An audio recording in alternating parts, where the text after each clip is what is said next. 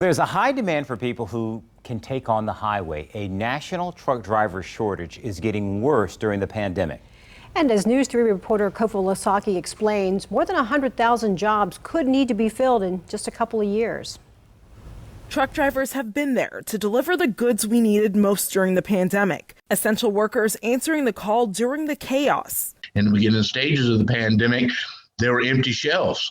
And it was, everybody was standing around wanting to know when the next truck was coming. But the industry continues to face a shortage of qualified drivers, and things have only worsened during the pandemic. We're talking about a shortage of qualified drivers.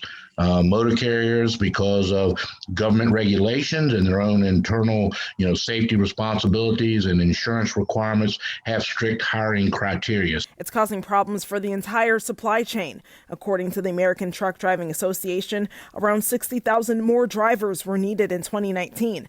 They predict that number will soar to over 1 million in the next decade. Based on those earlier forecasts, it is predicted that number could rise to over 100,000 as a shortage across the country by 2023. The Virginia Trucking Association says there are several reasons for the shortage. First, truck driving schools shut down and couldn't reopen until it was safe. Then pandemic changes at the DMV resulted in a backlog of people who still need to take driving tests. Meanwhile, the driving population is getting older and retiring sooner, and new drug and alcohol screenings are weeding out high-risk employees. Our economy is coming back a little better than we thought, and with that comes the demand for the movement of freight and the truck drivers to meet that demand. Virginia Trucking Association says it continues to work on educating people about the career opportunities available and recruiting underrepresented groups like women and people of color.